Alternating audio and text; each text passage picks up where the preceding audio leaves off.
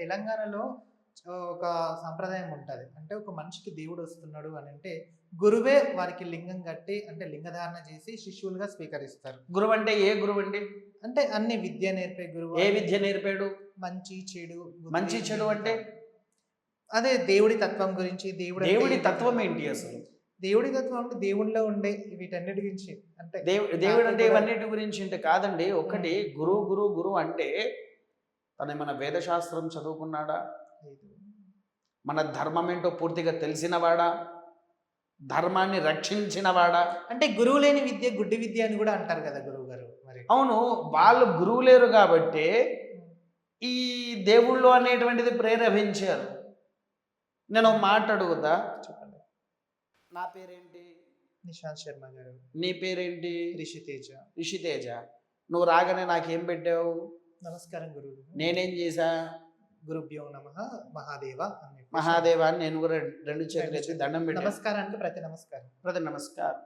అవునా? అవును. అలా నువ్వు ఎవరికైనా పెడతావు అంటే గురువుకి మాత్రమే పెడతావా? లేదు, నీ దగ్గరికి ఎవరు వచ్చినా ఇంటర్వ్యూ చేసే ప్రతి ఖచ్చితంగా ఒక్కరికి పెడతాను. రెండు చేతులు ఎత్తి మనం దండం పెడుతూ నాకు నేర్పించిన నా తల్లిదండ్రుల శిక్ష అది అది వాళ్ళు అసలైన నీ గురువులు. ఎందుకంటే మనకు శాస్త్రంలో ఉండి మాతృదేవో భవ, పితృదేవో భవ, ఆచార్య దేవో భవ, అతిథి దేవో భవ. మనకు శాస్త్రంలో ఇక్కడ ఉంది. మొదలు నీ గురువులు ఎవరయ్యా అంటే నీ తల్లిదండ్రులు. రెండవది చదువు చెప్పినవాడు, విద్య నేర్పినవాడు. నాలుగవది ఎదురుగా వచ్చిన ఏ అతిథి అయినా సరే భగవంతుడితో సమానము. అవునా? విద్య అంటే ఇంకా ఇప్పుడు ఏ విద్య?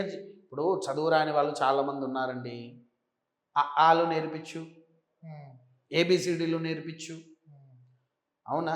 అవన్నీ పక్కకు పెట్టేసి ఇక్కడ కూర్చోపెట్టుకొని ఏదో లింగంకాయాన్ని రుద్రాక్షమిలో పెట్టేసేసి శివుడు కానీ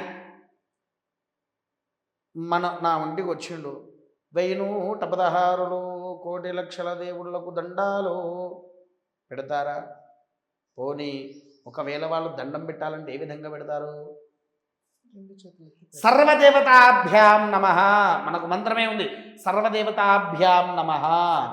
సర్వదేవతాభ్యాం నమః అంటే అందరి దేవుళ్ళకు ఒకటేసారి నమస్కరించడం. అవునా? అందరి దేవుళ్ళకు ఒకేసారి నమస్కరిస్తారు. వాళ్ళిగా ఒక్కటే సోధి మొదలు పెడతారు. ఆ సోధి సుమారు 2-3 నిమిషాలు 5 నిమిషాలు.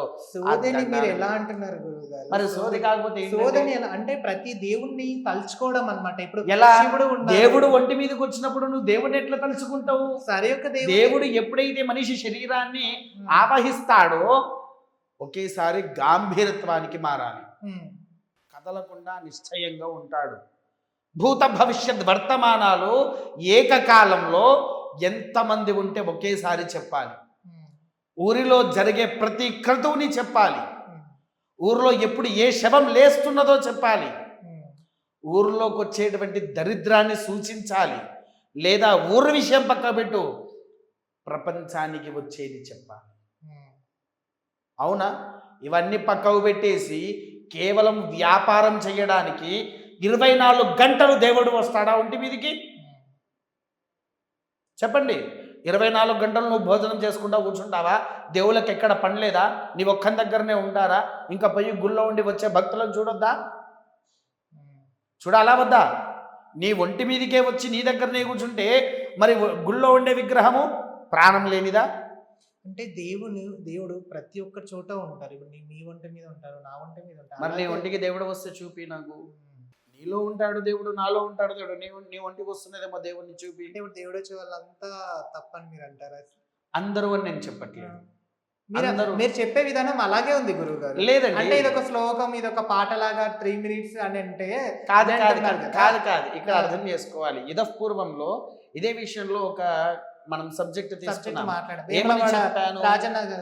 అదొక్కటే కాకుండా దాంట్లో ఇంకేమని చెప్పాను? ఒక మనిషికి దేవుడు రావాలి అని అంటే కేవలం 1 గంట సేపు మాత్రమే శరీరంలో ఆవాహితమై ఉంటది.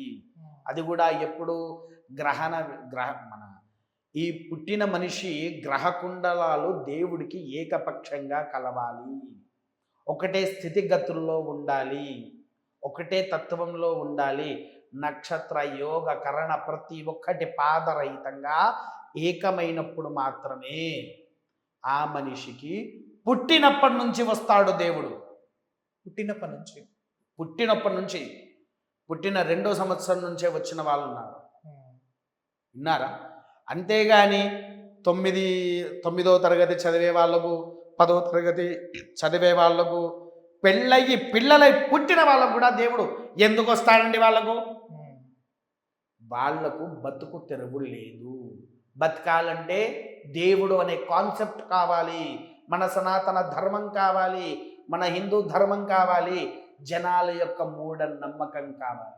ఒకవేళ నిజంగానే దేవుడు ఉన్నాడు వాళ్ళ ఒంటి మీద అని నిరూపిస్తే అప్పుడు మీరు ఛాలెంజ్ యాక్సెప్ట్ చేస్తారా? 100% నిరూపించు. ఇప్పుడు ఏంటంటే చాలా మందిలో నేను చూశాను అనమాట, బోనం ఎత్తుకుంటారు. బోనం ఎత్తుకున్న ప్రతి ఒక్కరు దేవుళ్ళు అవుతారా? వాళ్ళ ఒంటి మీదకి అమ్మవారు ఆవహిస్తారంట. బోనం ఎత్తిన ప్రతి ఒక్కరు దేవుళ్ళు అవుతారా? మీరు బోనం బోనం అంటున్నారు. పూర్వంలో నేను ఒక వీడియో చూపిస్తా, పూర్వంది. ఆ వీడియోలో ఒక బోనం విషయం పక్కకు పెట్టండి, 10 కుండలు ఇక్కడ నుంచి మొదలు కొట్టుకొని ఆ పై వరకు ఉంటాయి బరువువి. సిలిండర్లు కూడా ఇక్కడ నుంచి అంత పై వరకు పెట్టుకున్న ఆడవాళ్ళు, తిరిగే వాళ్ళు కూడా ఉన్నారు, అవునా? మరి వాళ్ళకు కూడా దేవుడు వచ్చే ఈ కుండలు పెట్టుకొని, సిలిండర్లు పెట్టుకొని, రాజస్థానీ వాళ్ళే ఎక్కువ దీన్ని పాటిస్తారు. మరి వాళ్ళకు కూడా దేవుడు రావాలి కదా, వాళ్ళు కూడా బోనం ఎత్తినట్టే కదా, అవునా? 10-20 కుండలు కూడా తల మీద పెట్టుకొని వారు నడుస్తారు. అంటే అలా ఎత్తుకున్న ప్రతి ఒక్కరికి దేవుడు ఉన్నట్టేనా? చెప్పండి రిషి గారు, ఉన్నట్టా? లేదు. సరే, అసలు దేవుడు రావాలంటే ఉన్న వాళ్ళను ఖచ్చితంగా నా ముందు కూర్చోబెట్టండి. ఖచ్చితంగా నేను 2 పరీక్షలు చేస్తాను. ఆ పరీక్షలో వాళ్ళు విజయం సాధిస్తే 100% వీళ్ళు దేవుళ్ళు వచ్చే వాళ్ళని చెప్తాను. ఓకే, చూడండి, గురువు గారు ఛాలెంజ్ చేస్తారు. నిజంగా చెప్తున్నాము గురువు గారు, ఎందుకంటే నిజానికి దేవుడు అనే వ్యక్తి ఎవరైనా ఉంటే నా ముందుకు వచ్చి నిల్చోబెట్టండి, 2 ప్రశ్నలు అడుగుతానని చెప్పేసి. ప్రశ్నలు కాదు, 2 కొన్ని చేస్తాం. 2 చేస్తారంట. దాన్ని నిరూపించుకోవడానికి మీరు సిద్ధమేనా అని చెప్పేసి గురువు గారు ఛాలెంజ్ చేస్తున్నారు. ఖచ్చితంగా అలా అని చెప్పి చేతిలో హారతి వెలిగించుకొని, ఏంటి అలవాటైన ప్రతి ఒక్కడ హారతి ఇచ్చుకుంటారు. మనం ఎన్ని సినిమాల్లో చూడలేదు. అంటే వాళ్ళు ఏమన్నా డూబ్ అనుకోనో ఏదో అనుకుంటాం. సరే, ఆ విషయం పక్క పెట్టండి. నా కళ్ళ ముందు కూడా మా ఆలయంలో కార్తీక మాసంలో ఒక రోజు వస్తుంది. ఆ రోజు ఏంటంటే పరమేశ్వరుడికి చేతితోనే హారతి ఇవ్వాలి. ఆమెకు తెలుసు ఆమె చెయ్యి మొత్తం కాలిపోతుందని తెలుస్తున్నా కూడా ఆ చెయ్యి ఎలా పెట్టుకొని ఆమె హారతి ఇచ్చింది. తెల్లారిన తర్వాత ఇంతకన్నా ముబ్బింది పాప మా అమ్మాయికి, విన్నారా? అంటే వాళ్ళ కోరిక నెరవేరడానికి ఎంత దూరమైనా వెళ్తారు భగవంతుల ముందు, అవునా కాదా? ఆ కార్తీక మాసంలో ఆ తల్లి తన కూతురి కోసం చేసిన ఆ యొక్క విషయం నా మనసుని చాలా ఆకట్టుకుంది. కూతురికి వివాహం కావాలని తల్లి చేసిన పూజలు నన్ను చాలా ఆకట్టుకుంది, విన్నారా? ఈ చేతుల్లో హారతి వెలిగించుకోవడాలు, పైన బోనం పెట్టుకోవడాలు. సరే, నేను మాట్లాడుతా, వాళ్ళ చేతిలో కొరడా ఉంటుంది, ఈరగొల్ల అంటారు. ఈరగొల్ల దాంతో కొడితే దెబ్బ తాకుద్దా? ఖచ్చితంగా తగులుతుంది. ఎలా తాకుద్ది? ఎందుకు తాకరు గురువు గారు? ఎలా తాకుద్ది? ఖచ్చితంగా అంటే సౌండ్ వచ్చేలాగా సెట్టింగ్ ఉంటుంది దానికి. ఎక్కువగా దెబ్బ అనే తాకదు, కొస్సలు తాకి టాప్ అని సౌండ్ వస్తుంది. ఆ శబ్దం వచ్చేటప్పుడు వాళ్ళకు దెబ్బ తాకదు. దాన్ని మడత పెట్టి ఇట్లా కొడితే ఖచ్చితంగా దెబ్బ తాకుద్ది ఎవరికైనా. కానీ వాళ్ళు కొట్టుకునే దీనిలో ఎవరికి దెబ్బ తాకదు. ఎందుకు అని అంటావా? దీని గురించి మీకు ఎలా తెలుసు అని అంటావు.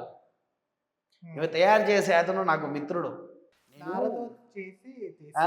నేను ఒక మా ఊర్లో అమ్మవారి ఆలయంలో, ఆలయం కాదు పోచమ్మ దేవాలయం దగ్గర దుర్గాదేవి గణపతి దేవిని చేపిస్తూ ఉంటాయి. అక్కడికి ఒక మనిషి వస్తాడు, బయట అందరికీ దూరంగా కూర్చుంటాడు. నేనేం చేస్తా, దేవుడు అందరికీ దేవుడే, నేను కలుపుతా, అతనికి కావాలంటే రుజువు కూడా ఇప్పిస్తా. అతనికి తీసుకువచ్చి నా పక్కన కూడా కూర్చోబెట్టుకొని పూజలు చేశాను నేను అతనికి. ఎందుకు అనంటే నా దృష్టిలో ఎలాంటి వాడైనా దేవుడి ముందు సమానమే. సీఎంఏ కానివ్వండి, పిఎంఏ కానివ్వండి, సాధారణమైనటువంటి మనిషి కూడా నాకు ఒక్కడే.